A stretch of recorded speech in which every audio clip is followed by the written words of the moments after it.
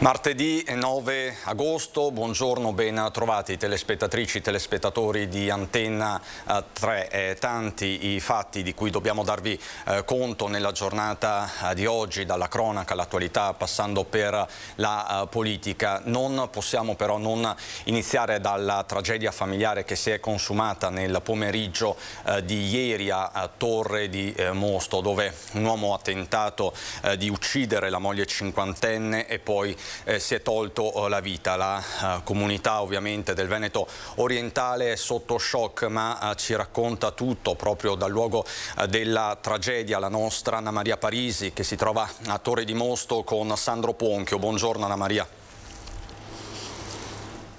Sì, buongiorno Christian, ci troviamo proprio nel luogo in cui si è consumato il fatto ieri pomeriggio, come abbiamo visto anche nel corso del collegamento con Daniela Sizia ieri durante le nostre dirette. Proprio qui si è consumato il dramma con l'ex guardia giurata di 57 anni Michele Siletti, che, non accettando la separazione dalla moglie, la quale Rosa ha tentato di uccidere poco distante da qui, e che adesso sta lottando per la vita, appunto ha deciso di togliersi la vita con la balestra comprata, sembra in rete. E lui abitava qui al primo piano, dove le finestre sono adesso chiuse, e il dramma si è consumato alle nostre spalle nel garage sotterraneo che si trova appena dietro di noi. Prima del collegamento, Cristian, abbiamo cercato di raccogliere un po' di interviste in paese, dove Rosa Siletti, che ricordiamo 50 anni, sta lottando per la vita, svolgeva l'attività lavorativa, ovvero presso il barbiere del paese dove è stata inizialmente accoltellata mentre si trovava in auto, barbiere che però non ha voluto rilasciarci alcuna dichiarazione. Dice: le ho fornite ai carabinieri, non voglio più parlare. Quindi ci siamo spostati poco distanti, qualche metro più in là, per andare nel bar frequentato assiduamente sia da Michele che dalla moglie, e anche lì non hanno voluto parlare perché dice: ci sono i figli, il figlio e la figlia, e quindi non voglio recare danno ad alcuno. Così ci è stato riferito, così riportiamo testualmente le parole del barista. Insieme a me, e ringrazio per questo collegamento, il primo cittadino che abbiamo già avuto di conoscere, signor Sindaco, ieri sera. Allora, Maurizio Mazzarotto. Dunque, una situazione, signor Sindaco, che forse si poteva evitare, questa, nel momento in cui già a giugno Michele Beato, l'ex guardia giurata, aveva tentato di, comunque dopo aver minacciato più volte la moglie Rosa, aveva tentato di ucciderla, e si era sventata per poco la tragedia. Beh, di questi particolari come servizi sociali del nostro comune non avevamo a conoscenza di queste problematiche all'interno della famiglia. Di conseguenza per noi il fatto increscioso di ieri è stato un colpo, un fulmine a ciel sereno, ecco, perché se i nostri servizi sociali fossero stati informati magari qualcosa si poteva tentare, un dialogo, un incontro, insomma, per capire quali erano le problematiche all'interno della famiglia. Non sapendo, chiaramente la nostra azione è stata limitata, e anzi. Certo. Senta, signor Sindaco, la Rosa, dopo le tante minacce del marito, l'aveva denunciato senza alcuna esitazione, e quindi da qui i carabinieri avevano fatto la segnalazione secondo il codice rosso che tutela le donne contro le violenze anche domestiche, e la segnalazione in prefettura, per cui gli era stata tolta l'arma, e da qui era scattata nei confronti di Michele Beato anche la sospensione dall'attività lavorativa come guardia giurata e anche dallo stipendio. Per cercare di mantenersi ha venduto la macchina, però il rancore, l'astio e il livore nei confronti della moglie forse si è accresciuto anche per questa serie di episodi? Beh, sicuramente sì, chiaramente queste limitazioni che sono intervenute per via di una denuncia fatta dalla signora l'ha poi un po' frustrato, l'ha visto un po' limitato, insomma, nella sua azione, di conseguenza è aumentata ovviamente la sua crisi, diciamo, ecco, il suo modo di vedere le cose, e forse danno la colpa anche alla moglie, insomma, di questo. Allora, le chiedo gentilmente se può restare ancora con noi per qualche minuto, signor Sindaco, perché Christian, ieri abbiamo raccolto un'altra testimonianza, Daniela Sizzia ha raccolto un'altra testimonianza con le immagini di Simone Merlo, cioè quella del primo soccorritore che ha prestato aiuto a Rosa Siletti, che tra l'altro lei conosce anche, signor Sindaco. Quindi lancerei l'intervista a Diego Crovato, il primo soccorritore, il primo testimone di quanto accaduto, e poi la linea ritorna qua.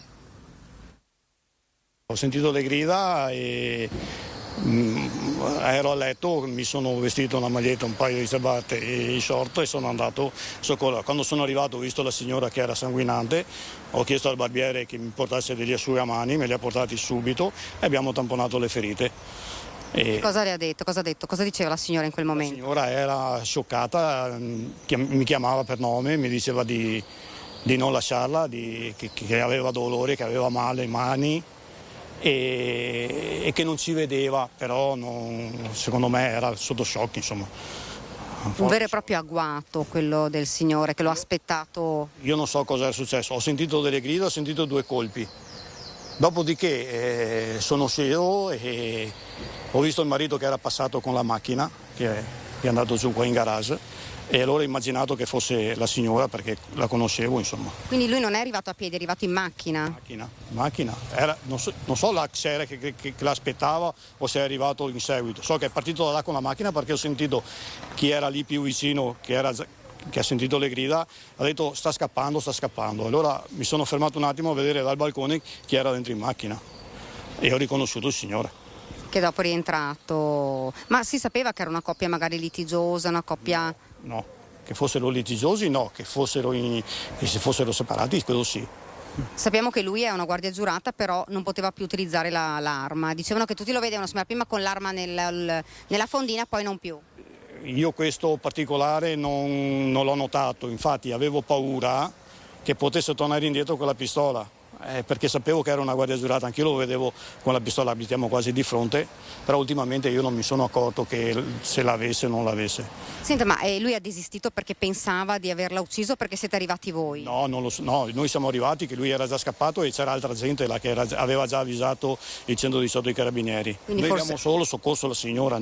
Forse lui pensava di essere riusciti ad uccidere? Non so dirle cosa avesse pensato il signore. So che lei stava ancora gridando, insomma, siamo mossi da casa perché sentivamo le grida, solo per questo motivo. Tanto sangue? Abbastanza sangue, i asciugamani ci sono intrisi bene di sangue. Grazie. Secondo lei del Croce Rossa come sta? Secondo lei erano ferite mortali? Secondo me no, perché non ho visto che c'erano emorragie massive, tipo grossi vasi interessati. Però tanti colpi? C'erano tanti colpi, aveva le mani con tante ferite. Ha subito Rosa? Diversi adesso. Diversi colpi che ha subito Rosa Siletti, infertigli dall'ex marito. Senta, Sindaco Mazzarotto, come sta oggi Rosa Siletti?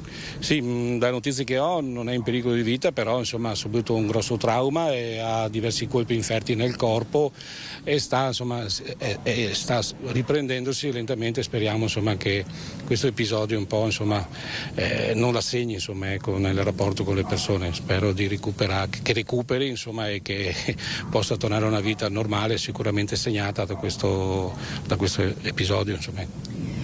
Ha intenzione di andarla a trovare quanto prima, appena le sarà possibile, anche appena sarà possibile nonostante le restrizioni da Covid, diceva Sindaco?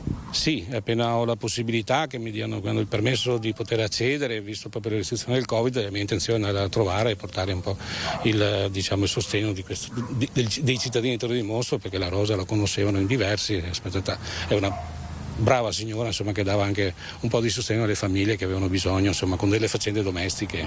Ah, quindi non lavorava soltanto presso il barbiere, ma anche presso altre famiglie? Sì, altre famiglie, aveva già prestato la sua opera su altre famiglie e di conseguenza era conosciuta, insomma, ecco, questa persona che si prestava a questi lavori domestici per aiutare le persone. Ecco. Speriamo che possa recuperare il tutto e ritornare in un clima di serenità, insomma, ecco, anche con i figli, speriamo. Ecco, lei conosce a tal proposito i figli, ha avuto modo di sentirli? No, non li conosco. So che frequentavano un po' qua anche la parrocchia, un po' a livello di catechismo e quant'altro, però poi di più non so, ecco, di più non so. Ecco, domande non finalizzate a una mera curiosità, ma per capire nel momento in cui c'era stata una denuncia di Rosa nei confronti del marito e comunque i servizi sociali attivati dicevano non erano a conoscenza, da capire come mai forse manca una rete in tal senso, anche una rete di sostegno, Sindaco?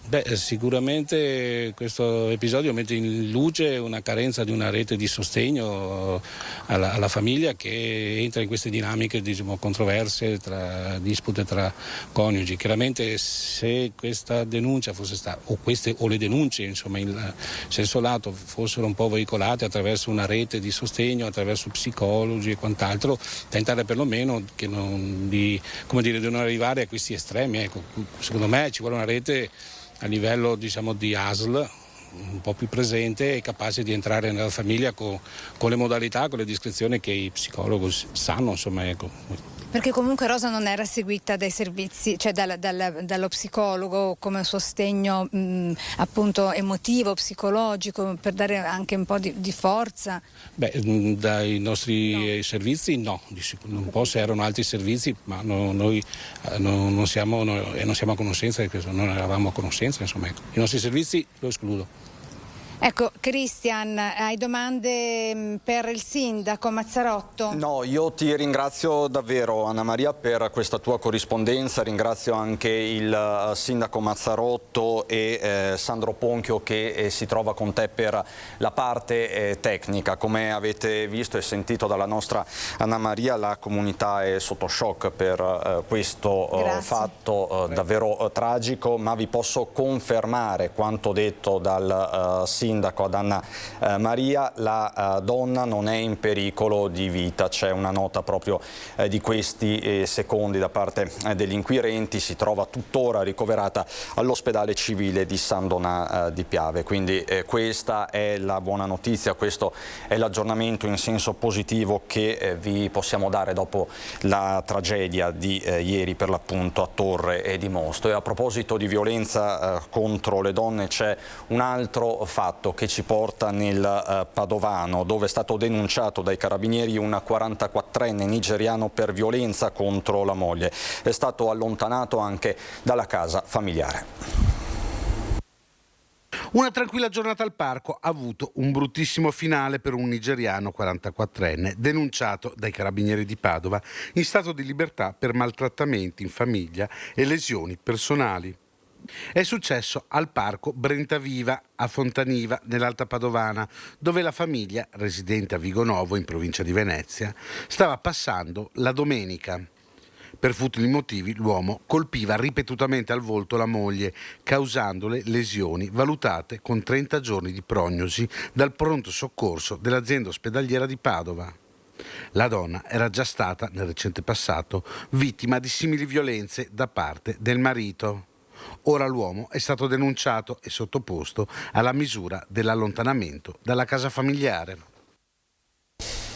E resta in carcere nel veronese Mohamed Riaz Latif, il cittadino dello Sri Lanka di 43 anni che lo scorso 3 agosto a Verona ha cercato di uccidere la moglie 34enne colpendola con 5 coltellate. L'aggressione era avvenuta nell'appartamento del quartiere veronese, dove la coppia vive con il figlio di 9 anni che ha assistito al fatto. L'uomo ubriaco aveva cercato di colpire anche il suocero che era intervenuto per difenderlo. difendere la figlia. Da quanto si è appreso, il 43enne tra l'altro poco prima aveva fatto una diretta su TikTok insultando e minacciando sia la moglie che il suocero e in qualche modo anticipando poi i fatti. L'aggressione è avvenuta con un coltello dalla lama di 20 centimetri. Il GIP veronese nella giornata di ieri ha convalidato quindi l'arresto, disponendo la custodia cautelare in carcere per l'indagato accusato di tentato omicidio. La moglie è stata sottoposta a 2 interventi chirurgici all'ospedale di Borgo Trento, non è in pericolo di vita, ma le sue condizioni ovviamente sono ancora serie. E veniamo a un fatto che è tornato in qualche modo a verificarsi sulla montagna bellunese, sulle Dolomiti. Solo il 3 luglio scorso la tragedia in Marmolada, quel serraco che ha provocato diverse vittime, crollato e che ha fatto preoccupare e discutere. Questa mattina all'alba una nuova scarica di roccia, questa volta sul Pelmo. Fortunatamente, va detto, non ci sono ferite. Queste le immagini che arrivano, che sono state postate da diversi escursionisti, ospiti dei rifugi vicini. Per fortuna è avvenuto tutto molto presto, quindi di fatto non c'erano escursionisti, non c'erano persone in zona, però ovviamente tutto questo è stato ripreso dagli ospiti delle strutture dell'area. Poi il rumore si è sentito in particolar modo, non so, chiedo alla regia se per caso riusciamo a sentire anche il sonoro, l'audio di questo video. Ecco, lo sentite. E c'è al telefono il sindaco di Val di Zoldo, Camillo De Pellegrin. Buongiorno sindaco. Buongiorno. Ecco, ci racconti cos'è successo questa mattina sostanzialmente sul Pelmo? Beh, lei ha rappresentato benissimo la situazione, magari sull'orario, attenzione perché a quell'ora lì in realtà è proprio l'orario in quale partono tendenzialmente gli amanti della montagna, che addirittura anche prima si avventurano per fare questi percorsi, quindi è andata veramente bene, se dovesse risultare appunto come pare che non vi siano feriti. In quella zona tra l'altro insistono due vie importanti, la Simon Rossi e Pilastro Fiume, quindi nel versante che dà verso Colle Selva.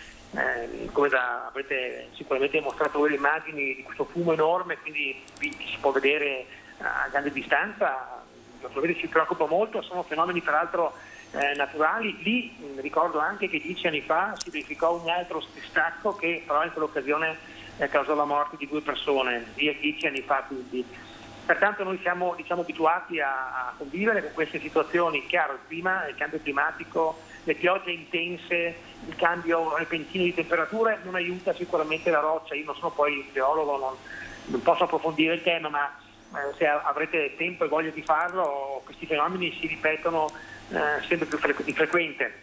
Tuttavia voglio ricordare a tutti però che la montagna è un luogo che rimane sicuramente pericoloso, come peraltro altre attività lo sono, anche andare in macchina, quindi non creiamo allarmismo eccessivo, sono luoghi nei quali, come in questo caso, il sentiero che porta a fare l'anello del Pelmo non è stato interessato da detriti, anche perché si sono sbriciolati molto sopra e gli spazi ci sono, no? In questo ghiaione. Certo, le immagini fanno pensare che la montagna in qualche modo debba essere evitata tra Marmolada e Pelmo oggi.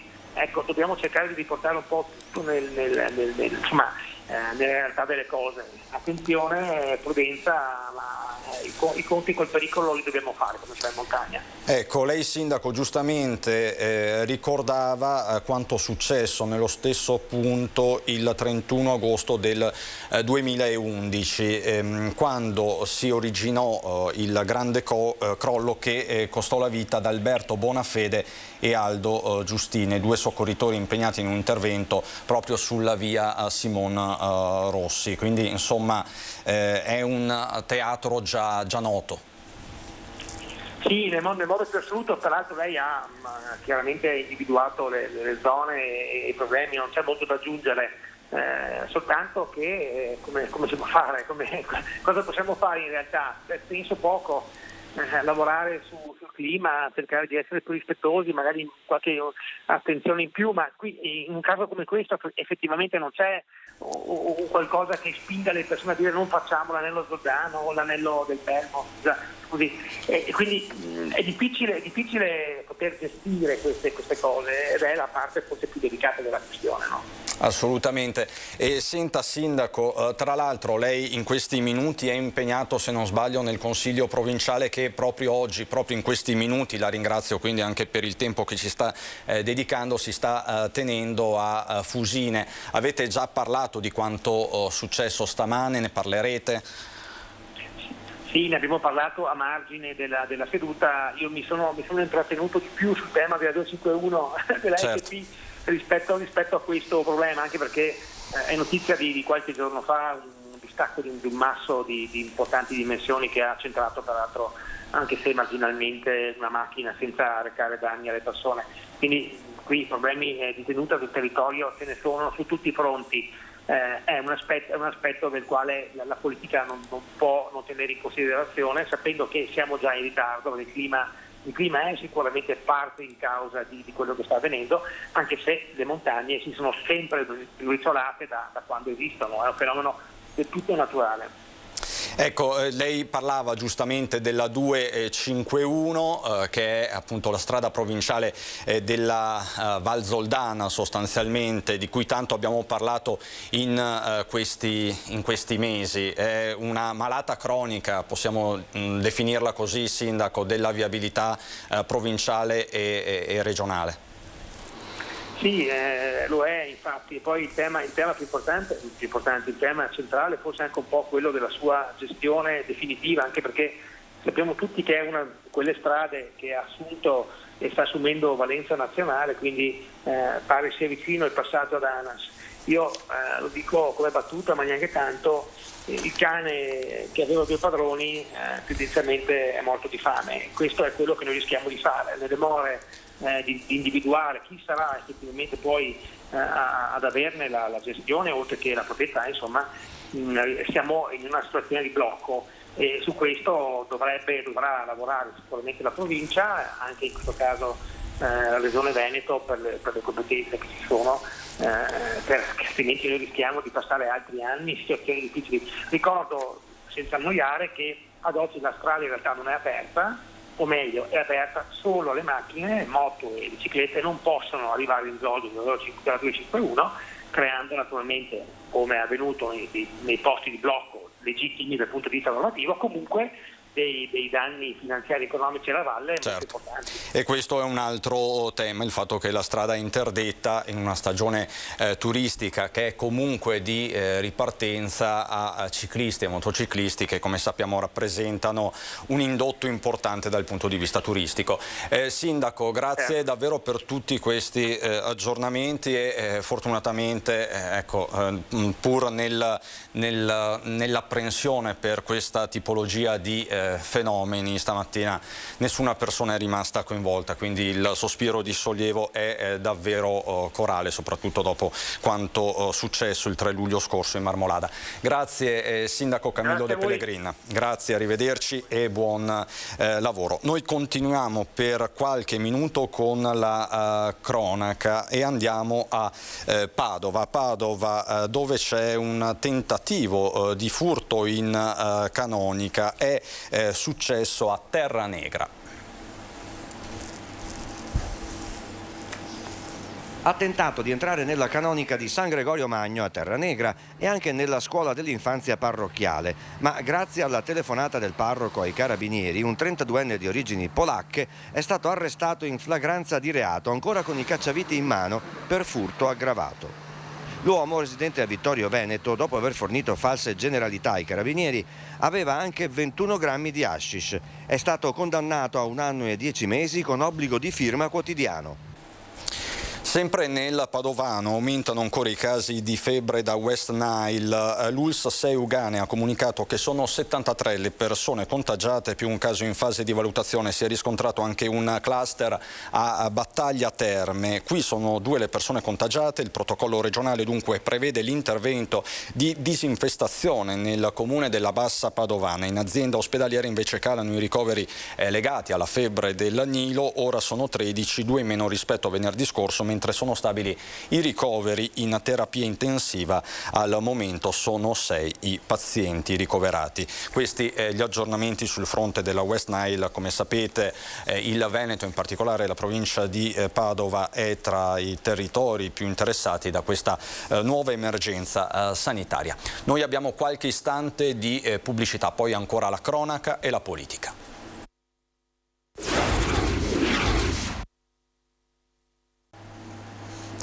Di nuovo in studio abbiamo aperto questa prima edizione doverosamente con gli aggiornamenti sul fronte della tragedia che si è consumata ieri pomeriggio a Torre di Mosto. La donna cinquantenne accoltellata dal marito non è in pericolo di vita, resta ricoverata a San Donà di Piave. Questo è l'aggiornamento in senso positivo che vi possiamo dare. Poi siamo stati, come avete visto, anche nello Zoldano, l'ennesimo crollo sulle Dolomiti, questa scarica di sassi, di roccia sul Pelmo. Fortunatamente anche qui non ci sono feriti, non sono rimaste coinvolte delle persone, forse solo per miracolo, parafrasando le parole del primo cittadino Camillo De Pellegrin. Ora la cronaca ci porta a Vicenza per parlare di un'ordinanza che ha fatto molto discutere, l'ordinanza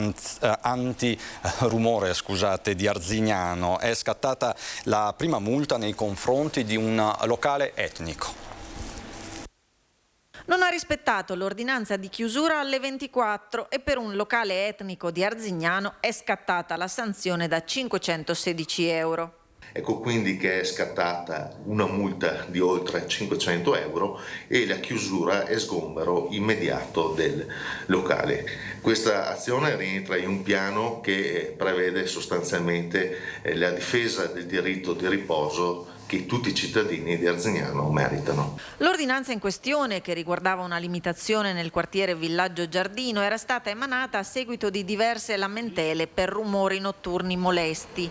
Noti estive troppo vivaci, l'SOS è arrivato dalla zona residenziale, per cui sindaco e vice sindaco erano corsi ai ripari emanando la limitazione. Nei giorni scorsi con il sindaco Bevilacqua abbiamo emanato un'ordinanza per limitare l'orario di chiusura, in particolare nelle aree residenziali, perché diverse erano state le lamentele per rumori molesti. Nello specifico l'ordinanza agiva nel quartiere di Villaggio Giardino e Piazza Pilizzari. Ovviamente abbiamo mandato nei giorni successivi la polizia locale a fare un'adeguata informazione locale per locale. L'ordinanza antidegrado e antirumore prevede lo stop a mezzanotte per bar e locali che vendono alimenti e bevande, dai kebab alle pizzerie da sport, dalle rosticcerie alle pasticcerie fino alle gelaterie e alle gastronomie. Ma questa è l'estate più in generale, un po' della movida molesta, ne abbiamo parlato anche nelle precedenti edizioni, soprattutto riferendoci a Jesolo, ma c'è stato un ulteriore giro di vite anche in centro storico a Vicenza. Nelle zone della movida molesta si sono concentrati controlli interforze nel fine settimana, mirati a Contral San Biagio, oggetto di segnalazioni e lamentele da parte della cittadinanza per problematiche di ordine e sicurezza pubblica.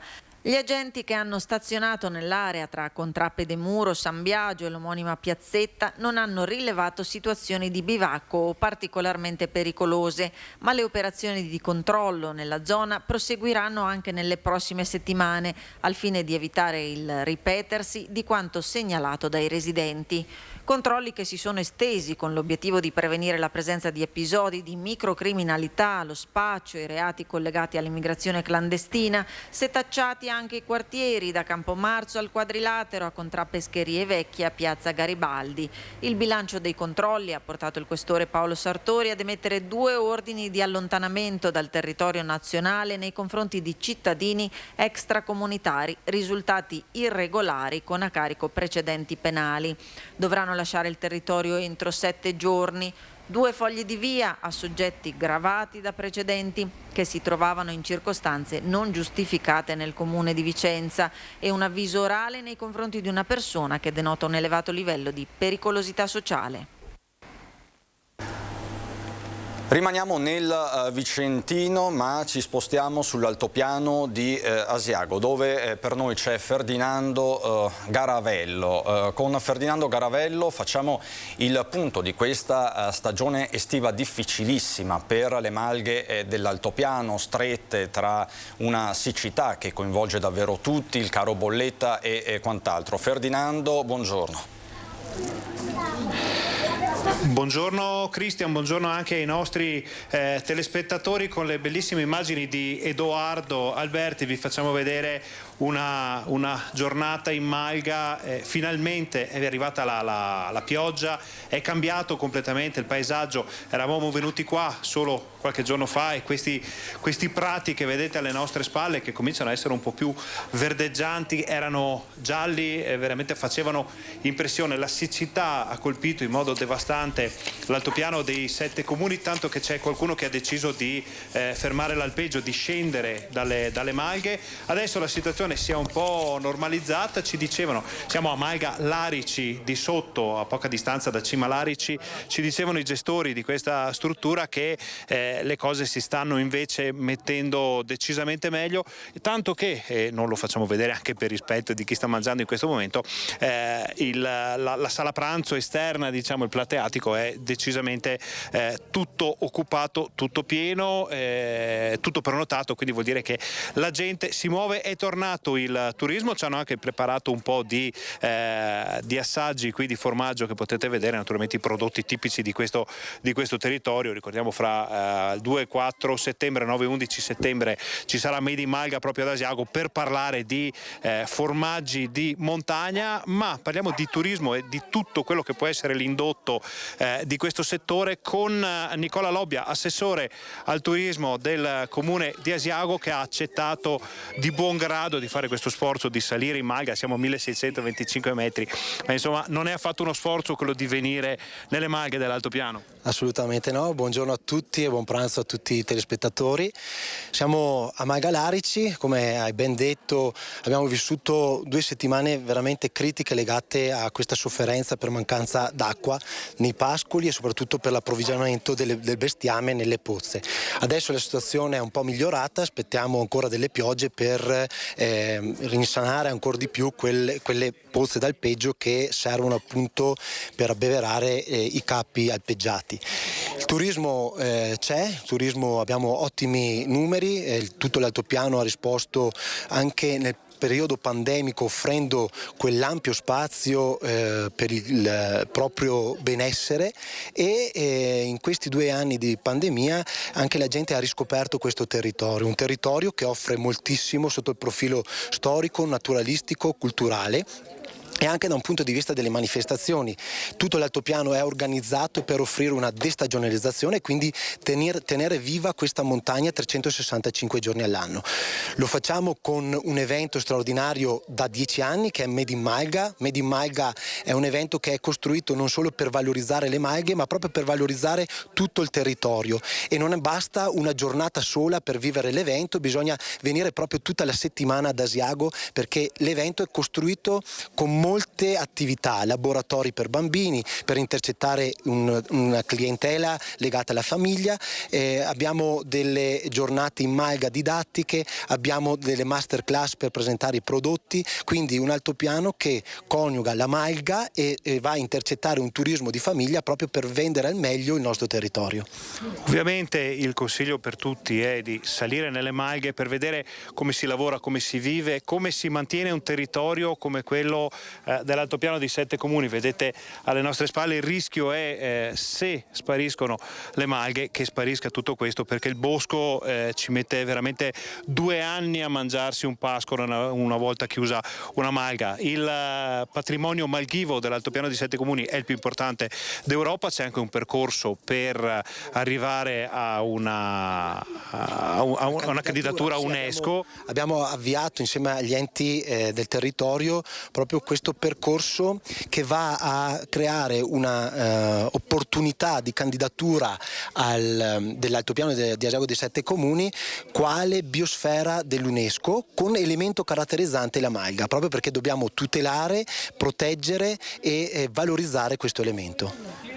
Cristian, a questo punto, se non ci sono domande da studio, noi lasciamo parlare i formaggi, lasciamo parlare questo bellissimo territorio. Ci dispiace che non sentiate le marmotte fischiare, sono qui a poche decine di metri. Ovviamente per godere appieno di tutto questo bisogna andare in montagna e andarci con il giusto approccio. Assolutamente Ferdinando, e seguiamo il tuo consiglio, grazie anche per metterci così un po' di appetito, un po' sadismo da parte tua, meravigliose queste immagini.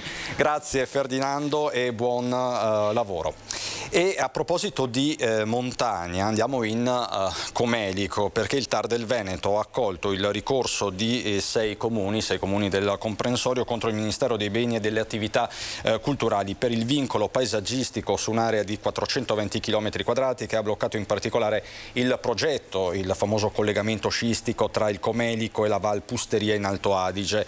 Le amministrazioni di Auronzo di Cadore e dei 5 comuni del Comelico, Comelico Superiore, Danta di Cadore, San Pietro, San Nicolò, Santo Stefano di Cadore, assieme alla Regione del Veneto avevano avanzato 3 ricorsi separati poi riuniti dal TAR. Ieri la pronuncia, oggi la soddisfazione da parte dei sindaci. Questo dovrebbe portare a un'accelerazione per l'appunto del progetto della realizzazione di questo collegamento sciistico, quello di Senfter per intenderci, più volte ve ne abbiamo dato conto.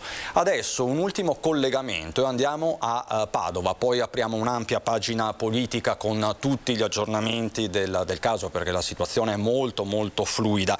A Padova, dove parliamo del Ferragosto con Guido Barbato, vedo con lui anche l'assessore comunale Bressa. Guido, a te la linea.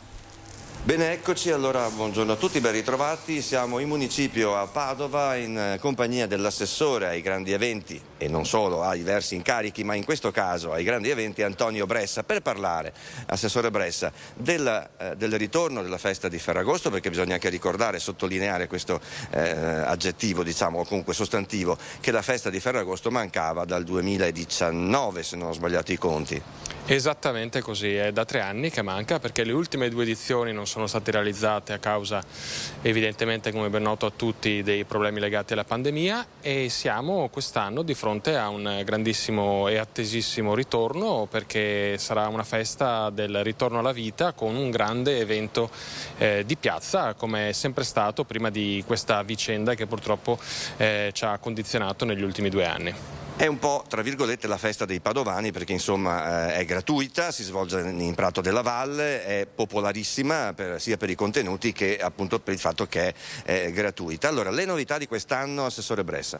Allora, la novità è che lo spettacolo ha, diciamo, una caratura di livello internazionale, perché prima dello spettacolo pirotecnico o piromusicale, come sarebbe più giusto definirlo, abbiamo artisti internazionali, Leoni da Berlino, Kaima da Tel Aviv, altri artisti emergenti che si affacciano, diciamo, sullo scenario padovano, sul palco di Prato della Valle, e poi il grande spettacolo piromusicale che quest'anno sarà dedicato al tema della pace, quindi fuochi d'artificio, ma al tempo stesso musica e voce narrante, con un grande messaggio di pace che Padova lancia in questo momento e in questi mesi in cui abbiamo purtroppo assistito alle tristi vicende dell'aggressione russa in Ucraina. Non solo questo, perché assisteremo all'evoluzione dei fuochi d'artificio, accompagnati dalla musica, dalla voce narrante, e particolarmente silenziosi, perché abbiamo concordato con le associazioni, la LAV in particolare, che rappresentano le esigenze degli animali domestici, delle modalità per avere uno spettacolo assolutamente scenografico, assolutamente coinvolgente, ma al tempo stesso rispettoso dell'ambiente degli animali.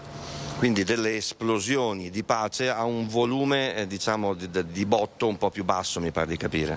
Sì, esattamente, ci sarà sempre il lancio che avrà la sua scia di rumore dei fuochi d'artificio nel cielo, ma al momento della deflagrazione in cielo non c'è quel botto che poteva creare, come è normale durante anche i temporali, dei problemi per i nostri animali domestici. La nostra è una città sensibile rispetto a queste esigenze, è una città che sta evolvendo nel senso della sostenibilità ambientale, e quindi siamo contenti perché siamo riusciti a trovare il giusto equilibrio tra la spettacolarità dei fuochi, che sarà garantita, ma anche l'attenzione ai nostri animali a quattro zampe. Beh, insomma, staremo a vedere, perché insomma ci aspettano delle novità anche magari un po' inedite da questo punto di vista. Il fatto che ci sia anche una voce narrante che racconterà, sentiremo cosa, l'attinenza tra fuochi e che ne so, magari anche i fuochi, quelli tragici della guerra, oppure un respiro di pace alla quale tutti quanti un po' noi aneliamo e ricerchiamo. Grazie all'assessore Antonio Bressa, appuntamento quindi dalle 21, giusto? Dalle 21 e poi alle 23:30 il grande spettacolo piromusicale. Bene, è tutto, linea allo studio. Grazie Guido, grazie davvero, e noi i botti già li stiamo sentendo a livello politico in questa lunga estate elettorale. Grazie, sono qui con me Roberto Grigoletto, Partito Democratico, Francesco Cancian, Sinistra Italiana, buongiorno. Buongiorno, sono collegati in diretta via Skype Raffaele Baratto, deputato di Coraggio Italia, Fabio Crea, l'avvocato Fabio Crea di Fratelli d'Italia. Buongiorno a tutti e quattro. Un poker d'assi per fare un po' il punto di questa situazione che prima ho definito fluida. Vi posso dare proprio le dichiarazioni di giornata. Renzi che dice Calenda deve decidere sul terzo polo, quindi si va verso questa nuova alleanza per certi versi inedita. Candiani che ribadisce Meloni premier con un voto in più e Berlusconi che torna a parlare della sua candidatura, ora ci penso e poi decido. Questi i fronti aperti sia all'interno del centro-sinistra, del centro e del centro-destra. Io partirei però dalle dichiarazioni delle scorse ore di Calenda. Calenda che ha detto sostanzialmente Letta ha fatto un patto con chi è comunista. Calenda. Amici azionisti, ho fallito, ho provato a portare il Partito Democratico su un'agenda seria, concreta, quella per intenderci che chiamiamo Draghi, ma che poi è un'agenda di buonsenso per l'Italia, ma non ci sono riuscito. E non ci sono riuscito per una semplice ragione, perché alla fine devono sempre contraddire quello che dicono, perché non possono dire niente, possono solamente dire noi siamo i buoni, ci sono i fascisti. E in questo modo tengono tutto dentro, e l'avete vista questa storia in modo sfinente, Turigliatto, Bertinotti, Pecoraro Scanio, la conoscete. Ecco, io ho cercato, anche concedendo molto al Partito Democratico, cioè il fatto che potessero entrare ma che non potessero bombardare tutti i giorni quello che avevamo firmato e che non si firmasse un patto contrario. Letta sapeva esattamente quello che sarebbe accaduto. Enrico, non raccontare balle, sapevi esattamente quello che sarebbe accaduto. L'hai saputo da sempre, te l'ho spiegato, ti ho incontrato giovedì e te l'ho detto e te l'ho ripetuto costantemente. Allora io vi dico una cosa, io mi sono un po' stancato. Non faccio politica per andare appresso a una cosa che sembra il giorno della marmotta, dove c'è una sinistra incasinata che c'è dentro di tutto, dai comunisti alla Bonino. Poi un giorno a Bonino spiegherà ai suoi elettori come fa a star dentro con quelli che votano contro la NATO, ma questo è un altro paio di maniche. E dall'altro lato una destra che è completamente sgangherata, che promette decine di miliardi che non darà mai, con persone improponibili come Salvini che va in giro mezzo nudo in barca a Lampedusa mentre ci sono i migranti, o come Berlusconi che dice farò il miracolo italiano a 90 anni. Non se ne può più, non se ne può più. Dall'Enrico stai sereno, l'Enrico racconti balle, e di fatto Calenda però Cancian vi dà dei comunisti, e lei si sente comunista? Ma intanto io faccio sempre il riferimento che se sono nato nel 1990 e il comunismo è caduto il muro nell'89, diciamo, forse c'è un'altra generazione che col Partito Democratico, guardi, abbiamo stretto un patto più elettorale, poi portiamo avanti il nostro programma su una giustizia sociale e una tutela ambientale, rispondendo a Calenda che ha avuto, diciamo, forse dei problemi di schizofrenia politica ultimamente, perché quando Calenda ha fatto l'accordo con il Partito Democratico, Letta ha benissimo spiegato che si sarebbe proseguito a parlare con altre forze, tant'è che Benedetto Della Vedova di Più Europa, che era in quella stanza, ieri sera in onda ha detto benissimo che Calenda era, diciamo, a conoscenza che si sarebbe allargato il patto. Quindi, cioè, Calenda sta solo girando la frittata e ci sta dando dei comunisti che, vabbè, insomma, è un po' quello che diceva anche Berlusconi, ci sono direi comunisti. Noi vogliamo solo mettere al centro l'agenda del campo progressista che non sia l'agenda Draghi, ma possiamo discutere benissimo con Più Europa e col Partito Democratico su un'agenda che abbia la tutela ambientale, la giustizia sociale e i diritti civili. Questa è la nostra idea. Questa è la vostra idea. Grigoletto, questo strappo di Calenda è un bene o un male per il Partito Democratico? Perché anche all'interno del Partito Democratico ci sono più sentori, più sentiment su questo strappo. Lei fa parte di quale di questi fronti? Ma devo ancora capirlo sinceramente dove mi trovo, nel senso che c'è tanta confusione, a me pare. Come dice Bauman, qui tutti sono al corrente, ma nessuno ha la più pallida idea di cosa sta effettivamente accadendo. È un bene o un male? È una legge questa, quella elettorale Rosatellum, che richiede questo tipo di alleanze il più possibile ampie per poter conquistare i collegi, quindi i seggi al maggioritario, e quindi le alleanze sono necessarie. Io penso che Letta abbia tentato di fare un lavoro buono, ma sicuramente complicato, perché ovviamente era mettere insieme due sensibilità diverse che ci sono anche all'interno del Partito Democratico, ma ci sono anche fuori del Partito Democratico, no? Certo che è un accordo questo, o meglio un disaccordo questo, che ha provocato Calenda, che indebolisce certamente la coalizione centrosinistra.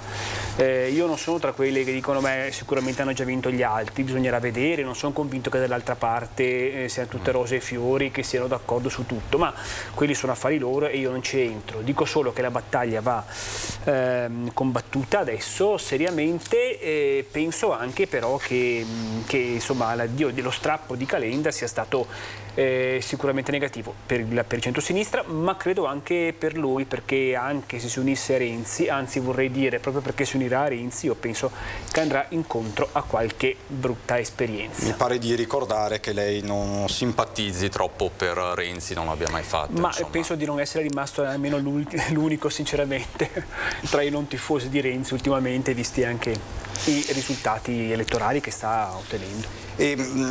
Visto da destra, Fabio Crea, Fratelli d'Italia, questo strappo di Calenda vi rafforza ulteriormente, mi verrebbe da dire.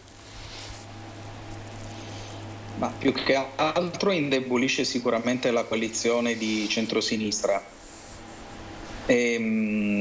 Leggevo di qualche minuto fa l'ultimo sondaggio di Utrend che dà il partito di Azione, appunto il partito di Calenda, scivolare al 2%, senza un grosso incremento, anzi con un decremento anche da parte del partito Italia Viva di Renzi, e quindi direi che l'operazione è un'operazione che ha tutto a vantaggio del centrodestra. Con questo sono d'accordo con Roberto Grigoletto, che le battaglie vanno combattute, dopo vinte e successivamente si può dire di aver vinto. Dire di aver vinto prima è sicuramente qualcosa che in politica, come in altri ambiti della vita, è meglio non fare.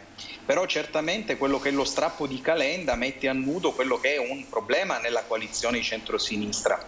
L'operazione che aveva tentato di fare Letta, cioè quella di fare un accordo di governo, così era stato definito, con Calenda, era per spostare certamente il Partito Democratico verso una fetta di elettorato moderato che evidentemente in questo momento con lo strappo di Calenda evidentemente farà molta più fatica ad andare a intercettare, considerando che l'asse della coalizione di centrosinistra a questo punto si è evidentemente in maniera brutale spostato verso sinistra, con l'accordo che a questo punto non diventa evidentemente più, credo, solo un accordo di governo, di elettorale, ma di governo con i partiti della sinistra. Quindi certamente questo è un elemento che avvantaggia il centrodestra, ma devo dire speriamo che non ci si culli sugli allori, perché con i sondaggi non si vincono le campagne elettorali e quindi c'è da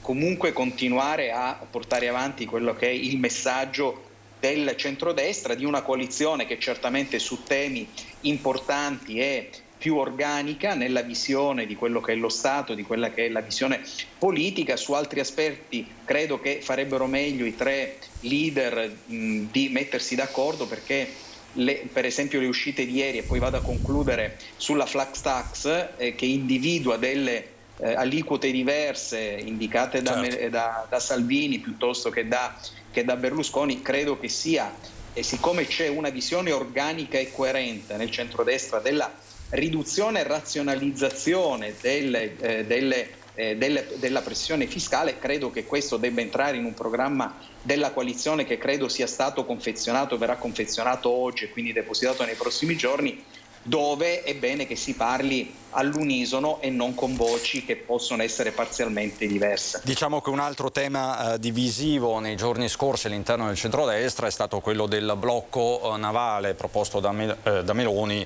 in tema di immigrazione, ma poi ne parleremo. Visto invece dal centro, Raffaele Barato, lei è esponente di primissimo piano di Coraggio Italia, la formazione del sindaco di Venezia Luigi Brugnaro. Che peso avrà il centro in questa competizione elettorale e voi come vi schiererete? Sembra fatto l'accordo con l'UDC di Cesa, tra voi e l'UDC di Cesa, vi presenterete insieme?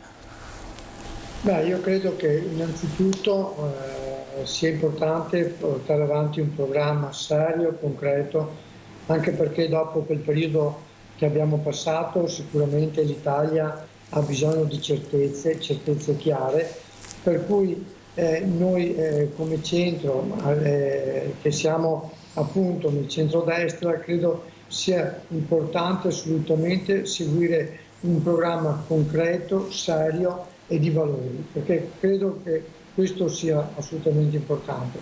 L'Italia e gli italiani non hanno più bisogno di chiacchiere, stiamo passando un momento assolutamente difficile, perché siamo ancora all'interno di questa pandemia, abbiamo una guerra in corso nel cuore dell'Europa.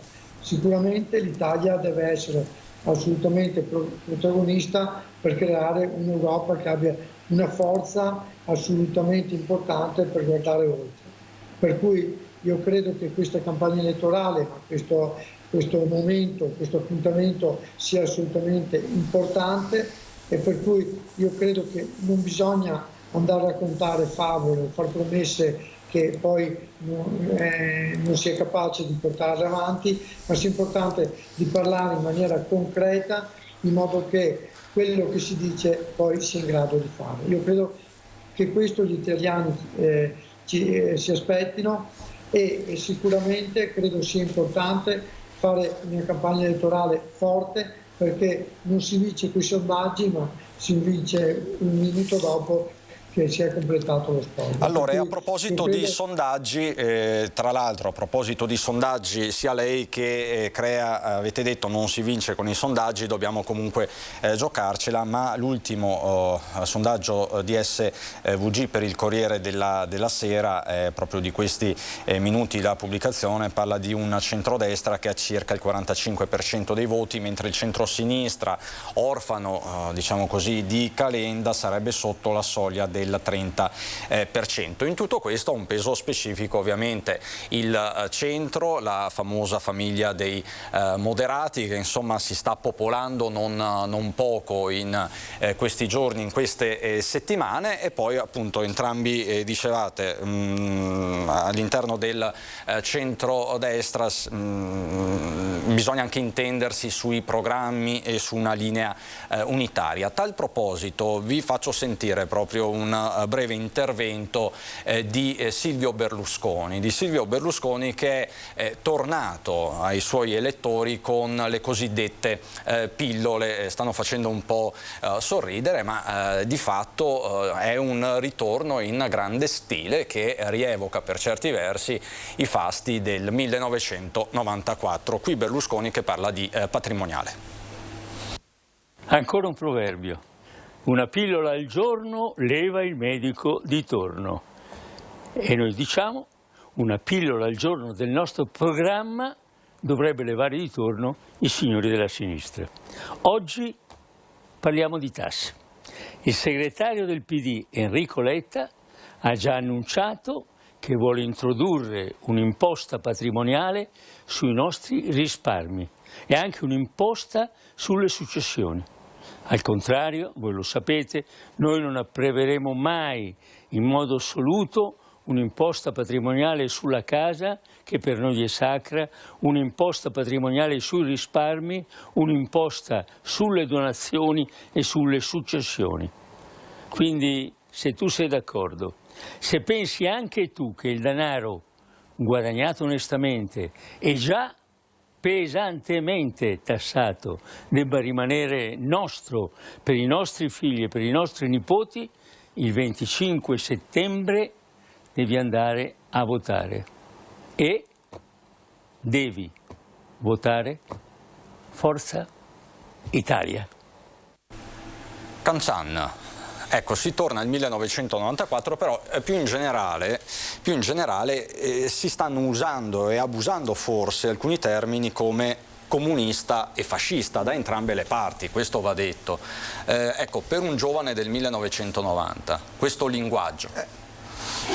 Sì, io l'ho visto diciamo, nei video di YouTube, diciamo, la famosa discesa in campo del 94, ma guardi, su quello, rispondendo a Berlusconi, insomma, nel video, noi abbiamo raccolto per circa un anno delle firme nella proposta di legge che si chiamava Next Generation Tax, che è una sorta di tassa sulle grandi ricchezze, che, come diceva Berlusconi, ma i soldi servono per i nostri figli. E appunto per questo, cioè, dato che i soldi servono per le nuove generazioni, noi pensiamo che un piccolo contributo dell'1% di chi ha un patrimonio sopra 1 milione di euro, quindi penso che i risparmiatori medi, cioè, non penso che arrivino a quella soglia, quindi parliamo non di ricchi ma di super ricchi, che attraverso l'1% della tassazione di chi ha un patrimonio superiore a 1 milione di euro pensiamo di rifinanziare i giovani. Certo, lei dice non deve essere un tabù tassare i super ricchi, ma sostanzialmente questo. Io giro anche la frittata, ma in questo tempo di Covid, di pandemia, cioè, secondo me se mi ponessi nella situazione di avere un patrimonio di 3 milioni di euro e rendermi disponibile alla tassazione, dopo nella visione generale del Paese risulto anche come uno disponibile al bene di tutti, quindi anche il mio feedback è positivo. E Crea, vengo da lei, poi vado da Baratto che so ha i minuti contati. Da questo punto di vista le faccio due domande, la prego di essere breve se possibile, che così poi tocchiamo anche altri temi. In primis, il linguaggio di Berlusconi è conciliabile con quello della Meloni, e qui torniamo al discorso che lei faceva prima sull'univocità del messaggio del centrodestra. E poi la patrimoniale per i super ricchi, magari per finanziare le politiche giovanili, è davvero uno spauracchio? Ci dica, Crea. Allora, in primo luogo c'è da dire che per quanto riguarda i messaggi e i toni di Berlusconi, anche sui contenuti, devo dire che spesso non c'è molta conciliabilità su determinati enunciati.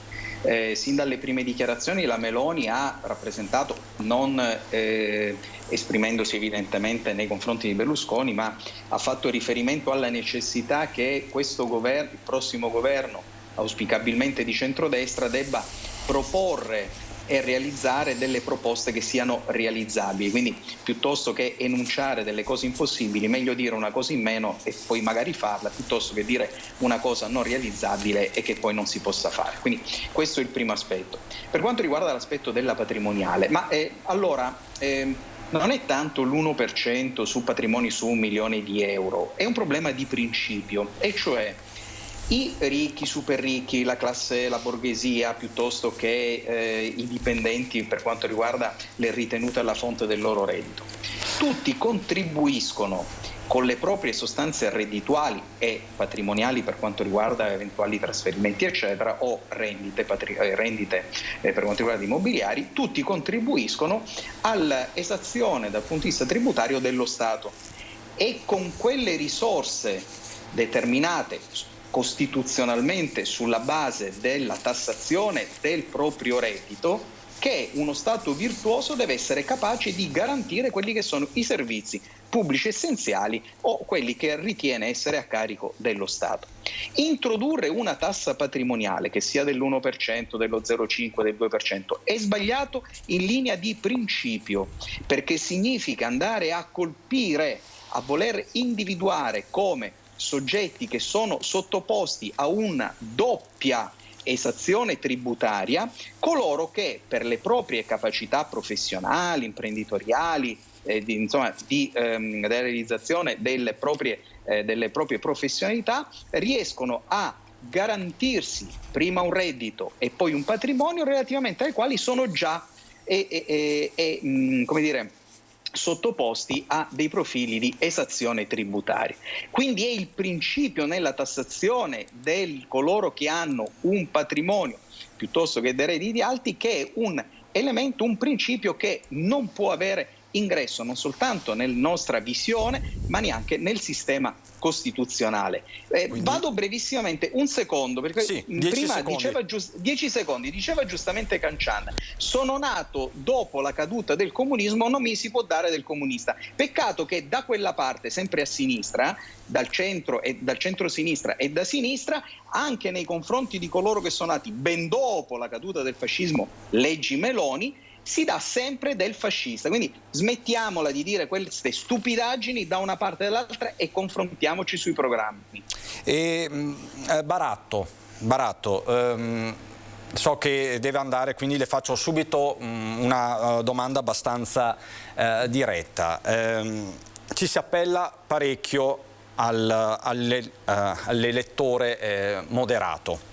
Perché un elettore moderato dovrebbe scegliere Coraggio Italia, UDC, i partiti di centro rispetto a Forza Italia, ambiente che lei tra l'altro conosce molto bene. Qual è il discrimine all'interno di questo variegato mondo moderato? Se avessi qualcuno di Azione e Italia Viva chiederei lo stesso, lo farò nei prossimi giorni. Qual è, se lei dovesse proprio dire la differenza, dove sta? Ma non è questione di differenza, è questione, come dicevo prima, di programmi. Allora, io credo che noi abbiamo le idee ben precise e molto chiare. Noi andiamo anche sulla questione della tassazione e io credo che questo sia un paese da riformare per la questione fiscale. Si è provato anche nell'ultima delega che si è fatto sul delega fiscale, ma non ci siamo riusciti, qualcosa si è portato a casa, ma davvero c'è da intervenire. Io credo che questo bisogna approfondire e questo è il centro, la nostra area sicuramente è molto attenta e segue questa direzione, perché noi dobbiamo cercare che le imprese tornino a reinvestire in Italia. Il lavoro che oggi sta crescendo dobbiamo cercare di tenerselo, perché i giovani dobbiamo dare una prospettiva loro, perché è quello il nostro futuro. Altrimenti se perdiamo quelle possibilità, se lasciamo perdere le aziende, se lasciamo perdere chi vuole investire, sicuramente il paese non ha nessun... E Baratto, e la patrimoniale la convince? La patrimoniale, lei è contrario a prescindere? Ripeto, è un ragionamento sbagliato di principio. Questo è il ragionamento. Noi dobbiamo rivedere la questione fiscale, perché siamo uno dei paesi che paga più di tutti a livello di tasse, cioè siamo sulla pura follia se facciamo i conti. Chi fa impresa in Italia sta facendo una doppia impresa e lo fa perché vuol bene a questo paese. Allora noi immediatamente dobbiamo guardare questo. Io mi auguro che chi andrà a governare, mi auguro che sia il centrodestra assolutamente, guardi subito questa situazione, altrimenti rischiamo davvero di trovare le aziende che invece di venire a investire nel nostro paese, che è un paese che lo merita, ma chi è anche qui andrà via, e questo non ce lo possiamo permettere assolutamente. Dobbiamo investire sulle nostre imprese che danno possibilità ai giovani e alla gente di rimanere in questo meraviglioso paese. E Baratto, la saluto, so che deve andare. Messaggio chiarissimo, Baratto, so che deve andare, la saluto e ovviamente noi ci aggiorniamo nelle prossime settimane. Un saluto ai vostri telespettatori, grazie ancora. Grazie, arrivederci Baratto.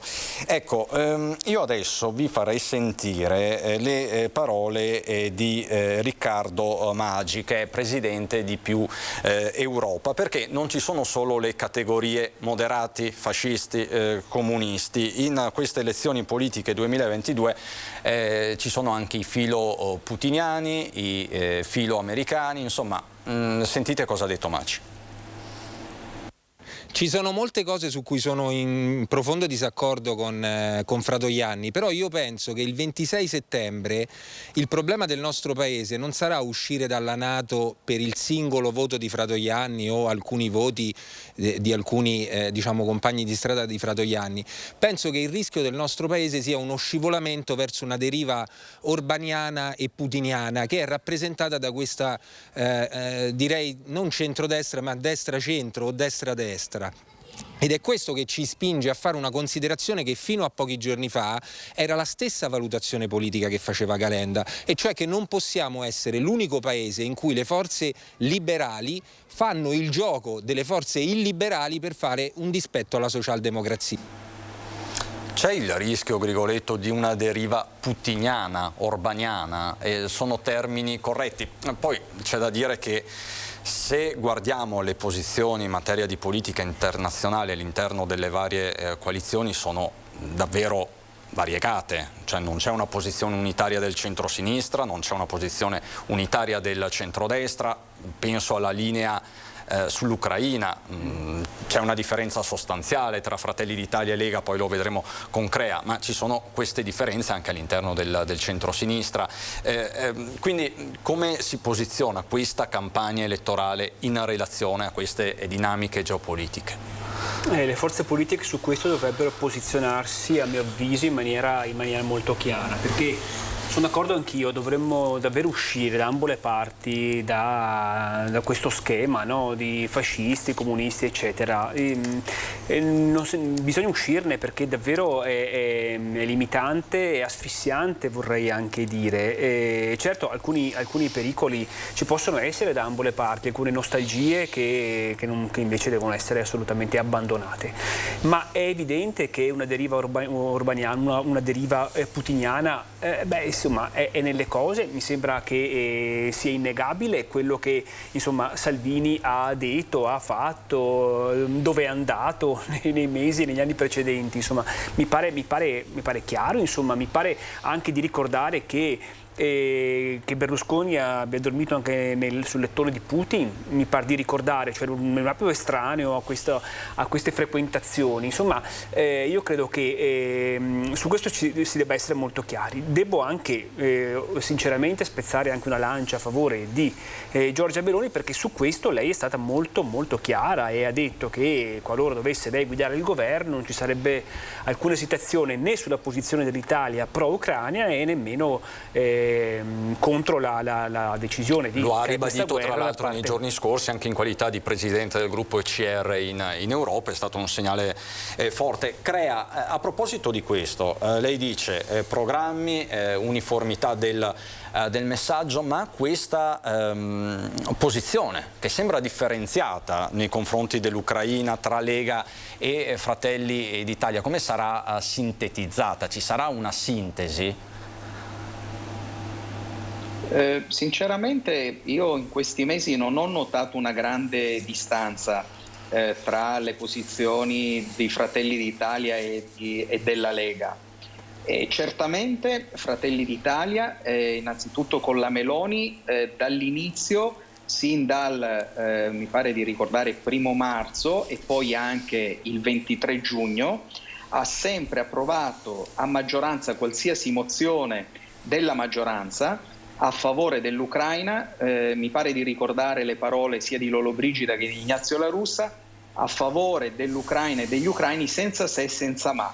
Ricordo anche che a fine giugno, appunto il 23 giugno, fu approvata dalla maggioranza una mozione, quindi dal governo non sostenuto da Fratelli d'Italia, una mozione di Fratelli d'Italia che ha fatto uscire dall'impasse quello che era la posizione all'interno anche della posizione all'interno del governo, sia da parte di alcuni partiti di sinistra che lo sostenevano, sia da parte di altri partiti del centrodestra, che nicchiavano in un certo qual modo per presentare in maniera indebolita l'Italia e il Presidente del Consiglio Draghi sul tavolo del G7. Si è ritenuto invece di adottare una mozione di Fratelli d'Italia che sgombrasse il campo da qualsiasi ambiguità. Quindi liberiamoci dal comunismo, dal fascismo, liberiamoci anche da quegli enunciati, come ho sentito prima da quel rappresentante di Più Europa che parla di putinismo, anti-atlantismo, eccetera, perché certamente quantomeno a Fratelli d'Italia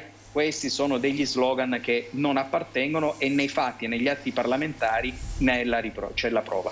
Ecco, visto invece da sinistra, Cancian, Fratoianni ha detto di fatto più volte di no alla NATO, all'ingresso della Svezia e della Finlandia appunto nell'alleanza atlantica. Anche qui c'è una tensione rispetto a quella che è la posizione ufficiale dei vostri alleati del Partito Democratico. Ma noi siamo stati in principio a dire di non inviare armi all'Ucraina perché l'escalation militare portava a una escalation militare ancora più ferrea, più terribile della guerra.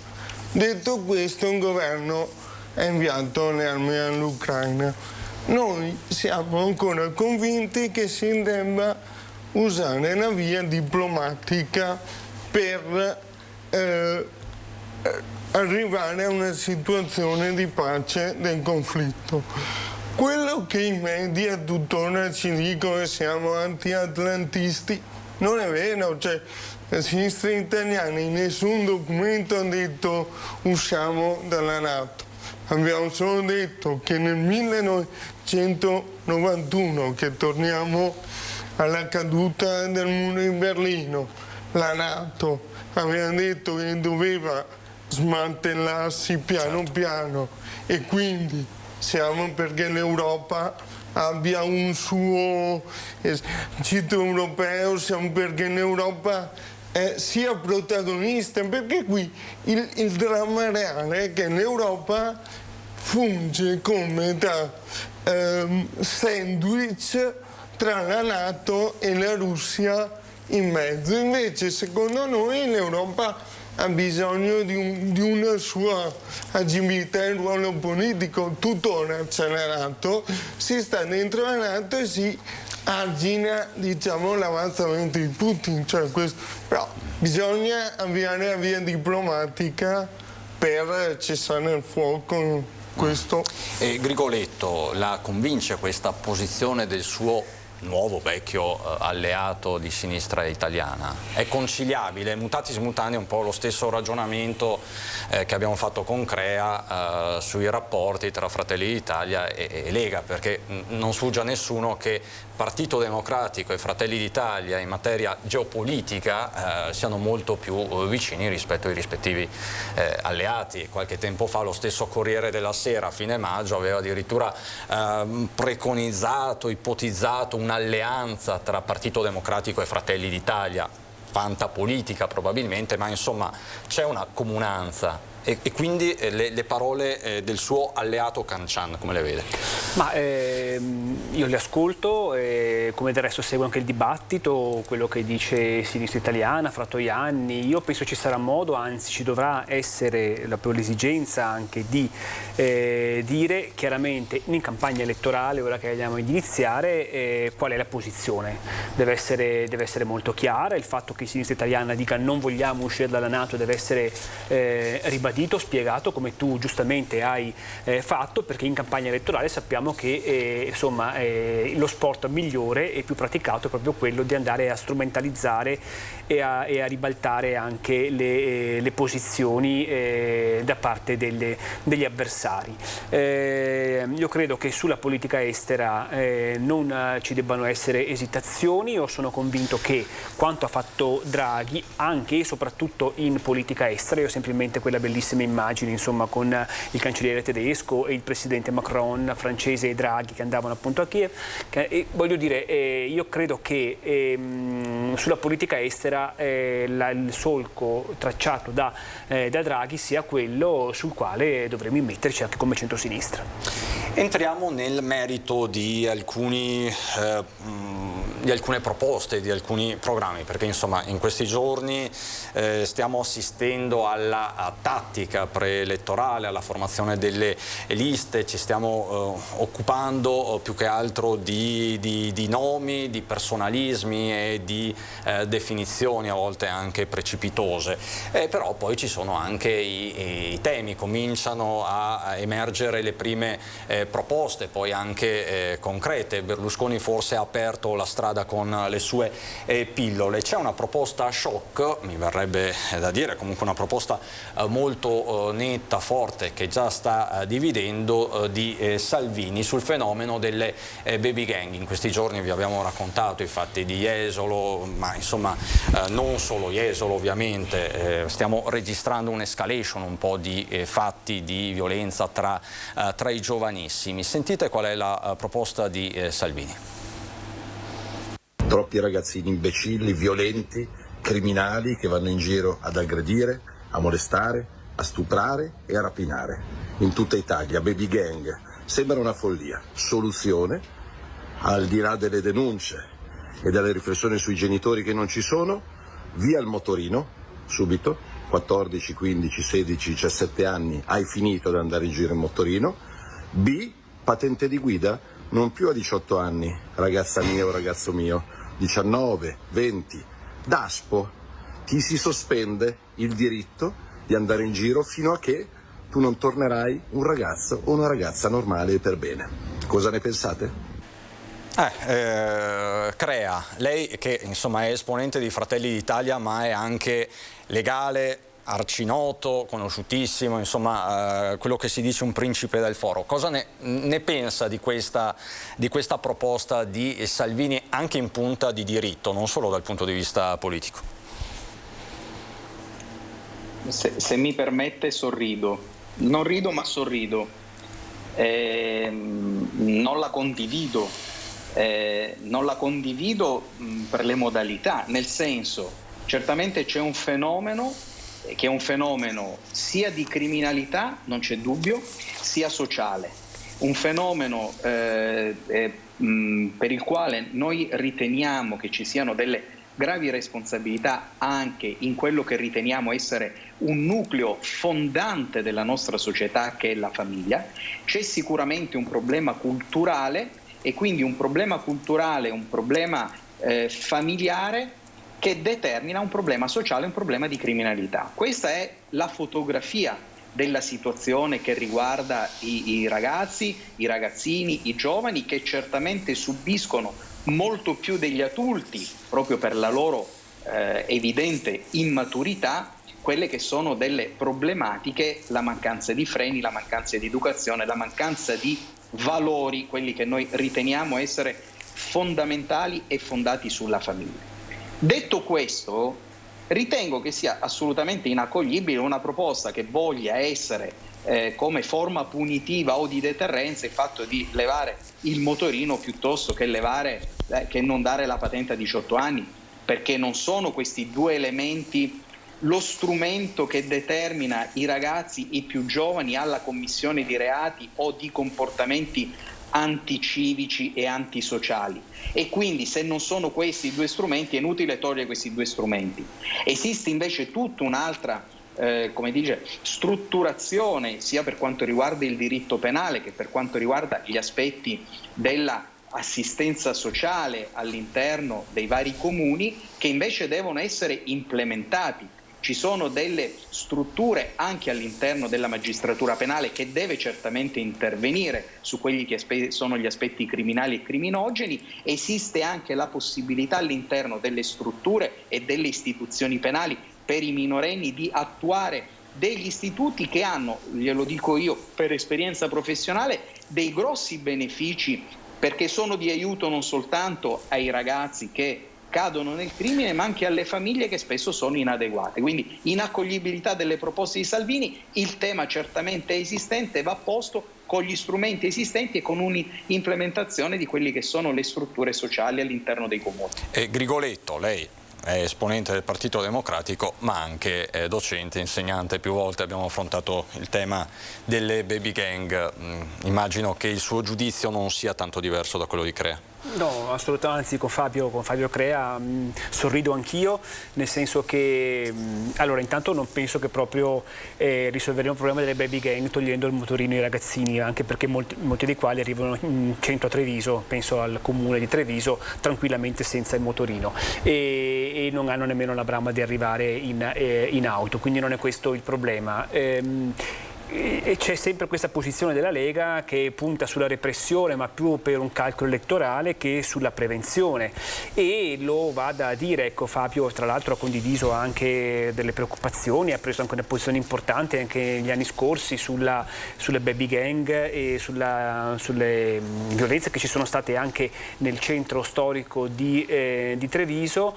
Io credo che Salvini usi i soliti slogan fondamentalmente, no? Che cercano appunto, alzando la voce, minacciando di far breccia, non si capisce dove, però credo però di poter dire che a Salvini, ma non soltanto a lui, ma a lui in particolare, manchi un po' di esperienza amministrativa. Se avesse fatto magari prima di fare il leader politico, avesse fatto un po' di più il consigliere comunale, magari l'assessore, no? O magari si confrontasse con i suoi sindaci, che prova a chiamare il sindaco Mario Conte ad esempio, che deve affrontare situazioni molto difficili sulla sicurezza nel centro città. Fabio ne sa qualcosa, come ripeto, forse certe sparate proprio le eviterebbe, perché mette davvero in imbarazzo oltre a non risolvere assolutamente il problema. Quanto, e concludo alla domanda che gli hai fatto come insegnante, ripeto, non credo proprio che sia questo il modo di persuadere i ragazzi a cambiare atteggiamento o a cambiare idea anche su certi tipi di comportamento. Ripeto, la repressione, ma questo lo si dimostra, cioè la pedagogia ce lo insegna, la repressione non ottiene i risultati, e la persuasione è un lavoro che si deve fare certamente, come diceva anche Fabio Crea, con le famiglie. Non si può prescindere da un coinvolgimento delle famiglie. Cancian. Sì, stupendovi ero d'accordo anche parzialmente con Crea, quello che diceva. E no, io faccio un riferimento a un'esperienza quasi personale di quando anni fa tipo allenavo dei ragazzi di pallavolo di 14-13 anni, cioè il fenomeno del baby gang sicuramente secondo me qui è il richiamo della politica, che la politica porti che, guardi, le risse, le cose del baby gang sono sempre fatte da chi sta ai margini della società per noia, per screzi tra coetanei, che tant'è, dopo invece, se invece la politica realmente, per questo secondo me tipo a Treviso, nelle nostre città dovrebbe esserci, io dico sempre, un poliziotto in meno e 3 operatori di strada in più, che riescano a, diciamo, a coinvolgere in delle attività questi ragazzi, perché proprio farsi prendere dalla noia che poi crea questi fenomeni di baby gang che non sono altro che provare a fare delle ragazzate un po' troppo spinte, e allora questo poi chiaramente le famiglie vanno coinvolte, c'è anche da capire però che ci sono molti ragazzi che magari figli di migranti, oppure possiamo mettere tutti i genitori che lavorano, figli che stanno affrontando una separazione, un momento difficile, quindi c'è chi è il baby gang, vorrei dire Salvini, e alla fine è una manifestazione del loro disagio che va accolto, non va, diciamo, demonizzato. Crea, di fatto qui in questi minuti abbiamo creato una nuova alleanza insomma, mi pare che veramente le geometrie sono sempre più variabili, poi chiaramente ognuno a questo punto gioca le proprie carte elettorali. Ci sono delle tematiche che vanno al di là di quelli che sono degli aspetti strettamente elettorali. Ci sono delle situazioni che vanno affrontate anche di concerto sulla base di determinati principi e valori che credo quantomeno gli interlocutori di oggi davanti a lei condividiamo, ma credo che la ragionevolezza di ogni politico sia quello di supportare i giovani con delle azioni che siano azioni concrete e di concreto beneficio. Grazie Fabio Crea, Fratelli d'Italia, grazie Francesco Cancian, Sinistra Italiana, grazie Roberto Rigoletto, Partito Democratico, mi sa che ci sentiremo presto e ci vedremo anche presto, perché insomma il 25 settembre è vicino, però insomma c'è tanto da dire e da commentare insieme. Grazie ancora, noi siamo alle battute conclusive, vi ricordo soltanto il fatto del giorno, questo crollo che si è verificato questa mattina presto sul Pelmo. Siamo nella zona tra la Valle del Boite e la stessa Val Zoldana, quindi di fatto verso Passo Staulanza. Un distacco di materiale copioso si è verificato proprio in questa zona, il rumore fragoroso lo possiamo sentire sentire. Ringrazio sempre la regia, grazie davvero, è stato distintamente avvertito dalle persone che alloggiano nei due rifugi in zona, lo Staulanza e il Città di Fiume. Sul posto si sono subito recati i soccorritori, il soccorso alpino, i vigili del fuoco con il supporto dell'elicottero Drago 149 che si è alzato dalla base di Venezia.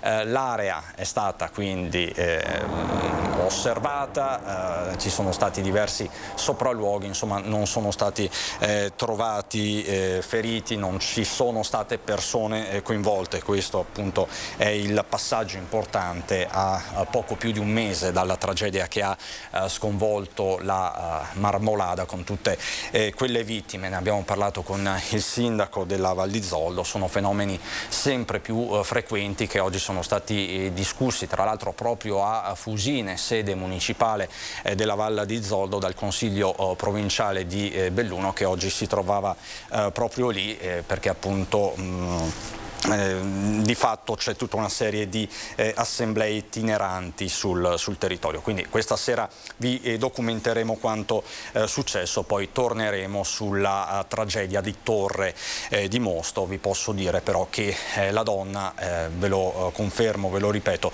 è fuori pericolo di vita dopo l'accoltellamento di ieri da parte del marito, che poi si è suicidato. Insomma, è davvero tutto anche per questa prima edizione. Ringrazio dalla regia Tony Esposito e Andrea Basso. Adesso ci sono le previsioni del tempo. Buon proseguimento.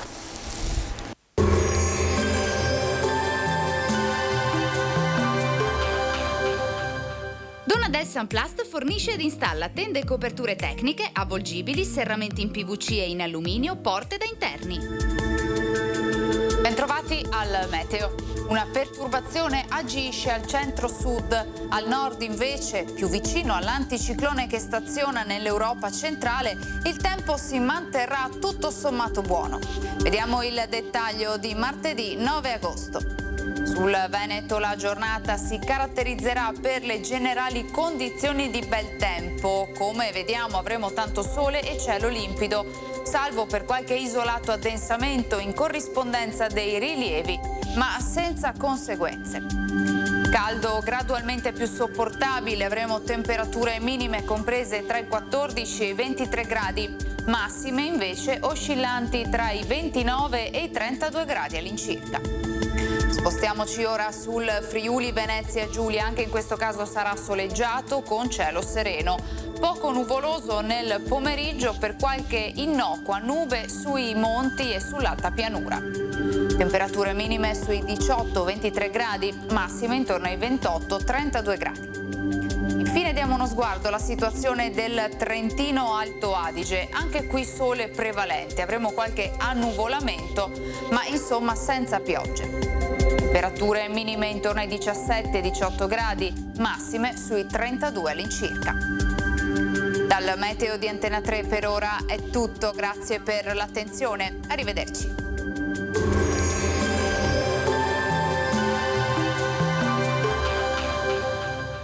Donadel Sunplast vi aspetta nello showroom di Farra di Soligo, dove troverete le giuste risposte alle vostre esigenze di arredo esterno.